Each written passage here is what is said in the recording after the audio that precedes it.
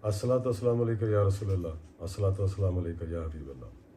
दोस्तों, कल से आर्टिकल 6 की बहुत सारी बातें हो रही हैं।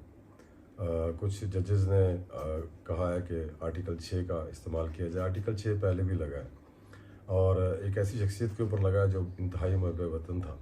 मेरी ज़िंदगी में मैंने अगर कोई दौर देखा है सियासत में, जमहूरियत में, तो वो सबसे बेहतरीन दौर जो था वो परवेज़ मुशर्रफ का था। उस दौर में लोगों ने तरक्की भी की, लोगों ने अपने कारोबार भी बनाए, लोगों ने अपने घर भी बनाए और बहुत सारे जवान जो हैं वो अपने पाँवों पर खड़े हुए।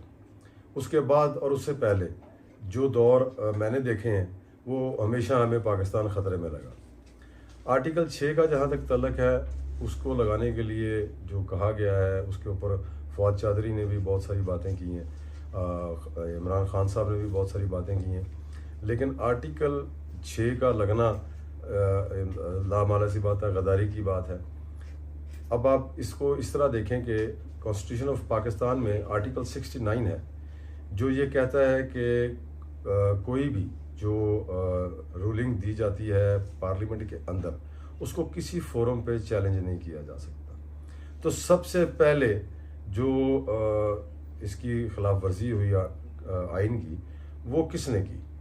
अदालतों को अपने ये इस कॉन्स्टिट्यूशन के इस आर्टिकल को पढ़ना चाहिए था, क्योंकि ये रजीम चेंज के वक्त जो रूलिंग स्पीकर ने दी गई थी, जो स्पीकर ने रूलिंग दी, उसके ऊपर कोई फोरम ऐसा नहीं था जो इसको चैलेंज कर सकता या इसके ऊपर कोई बात कर सकता।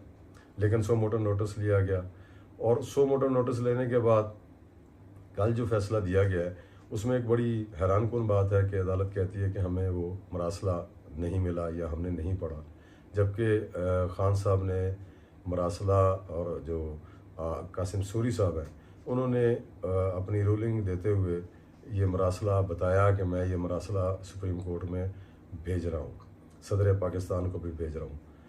अब आप इसको ये इस तरह देखें कि जो अदालत है उसने इस मरासले को क्यों नहीं पढ़ा, इसको क्यों नहीं खोला, उनके पास क्यों नहीं पहुंचा। ये एक अजीब सी और एक बड़ी भयानक बात है। कराची के हालात अगर देखे जाए तो पाकिस्तान को जो नुकसान पहुंचाने वाली क़ुव्वतें हैं वो कराची में पश्तून और सिंधी, बलूची और सिंधी की लड़ाई करा रहे हैं। ये लड़ाई अगर बढ़ गई तो पाकिस्तान को नाकाबिले तलाफ़ी नुकसान हो सकता है।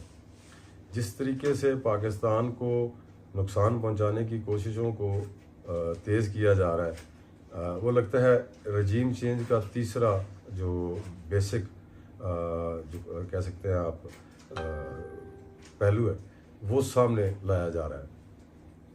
रजीम चेंज का जो तीसरा चैप्टर है वो खुलने जा रहा है, जिसमें आज गालिबन जो बाइडन जो है वो इज़राइल जा रहे हैं और प्यूटन और तैयब अर्दगान ईरान आ रहे हैं। ये न्यू वर्ल्ड ऑर्डर के बारे में इंटरनेशनली बहुत सी चीज़ें हैं जो चेंज होने जा रही हैं और जिस तरह इंडिया ने कश्मीर के ऊपर कब्ज़ा किया हुआ है और उसके ऊपर अमेरिका की जो 1947 की जो करारदादें हैं उनको उसने बिल्कुल भी एक साइड पर रखा हुआ है और दुनिया पूरी खामोश है। इमरान खान के दौर में सबसे ज़्यादा कश्मीर के ऊपर इंटरनेशनली बात हुई और इमरान खान ने जो कुछ भी किया फॉरेन पॉलिसी में, वो एक बेहतरीन फॉरेन पॉलिसी थी। अब जो बात कर रहे थे हम आर्टिकल 6 की, अब आर्टिकल 6 पहले भी नून लीग ने लगाया। इस पाकिस्तान की हिस्ट्री में अगर आर्टिकल 6 का इस्तेमाल हुआ है तो वो नवाज़ लीग ने किया है। अब दोबारा फिर बात की जा रही है और राना सनाउल्लाह साहब कह रहे हैं कि मैं आर्टिकल 6 के लिए, और उन्होंने गालिबन शायद जमा भी करा दी सेनेट में। राना साहब को भी सोचना चाहिए कि सदा जो है बादशाही अल्लाह की है, कभी वो सारी उम्र जो है वो इंटीरियर मिनिस्टर नहीं रहेंगे और यहाँ पे एक अदालत है, एक अदालत ऊपर भी है, वहाँ पे भी जाना है। इन सारी बातों को लेके मैं अब दोस्तों से ये कहता हूँ कि इस वक्त जो पाकिस्तान की पोजीशन जा रही है, जो हालात जा रहे हैं, माली हालात, जिस मुश्किल से पाकिस्तान गुजर रहा है और जिस तरह ये रजीम चेंज के बाद आवाम की बदहाली देखी जा रही है, आवाम खुदकुशियाँ कर रही है, इसके ऊपर सोचने की ज़रूरत है। इदारों को इसके ऊपर बहुत ज़्यादा ख्याल करने की ज़रूरत है। जो कराची के हालात हैं उनके ऊपर भी इस वक्त जो इदारे हैं उनको बहुत ज़्यादा गहरी नज़र रखने की ज़रूरत है, क्योंकि हालात दिन ब दिन तब्दील होते जा रहे हैं। अगले 72 घंटे जो है जिसके बाद इलेक्शन होने हैं, ये इलेक्शन जो हैं वो कोई सादे इलेक्शन नज़र नहीं आ रहे। इन इलेक्शंस में जहाँ तक मुझे नज़र आ रहा है खून रेजी नज़र आ रही है और बहुत सारे फसाद नज़र आ रहे हैं। और उसके बाद गालिबन शायद 28 जुलाई को कोई एक नया वाक़या भी हो सकता है, या 1977 की जो रजीम चेंज ऑपरेशन था उसको दोबारा शायद दोहराया जा रहा है। तो ये जो रजीम चेंज ऑपरेशन 1977 का था उसमें भी एक वज़ीर आज़म को अदालती जो है वो कत्ल किया गया। अदालत ने इस चीज़ को माना भी। अब इस चीज़ को दोबारा रिपीट करने की कोशिश की जा रही है, जो पाकिस्तान के लिए इंतहाई ख़तरनाक है। और मैं समझता हूँ कि इस ख़तरे को भांपते हुए तमाम इदारों को इंसाफ फराहम करने के लिए आगे होना चाहिए।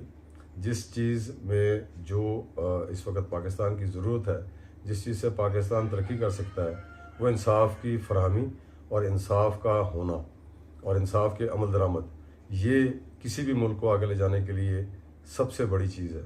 अगर इंसाफ ना मिला, जो मुल्ज़िम हैं मुजरिम हैं उनको कानून के कटहरे में ना लाया गया, तो इस मुल्क को नाकाबिले तलाफ़ी नुकसान होने का अंदेशा है, और जो दूर नहीं बहुत करीब है। ये जो इलेक्शन ज़िमनी इलेक्शन होने जा रहे हैं, इसमें जो हालात सामने आ रहे हैं, जो देखने में आ रहे हैं, उसमें खान साहब की पोजीशन बड़ी वाज़ेह है।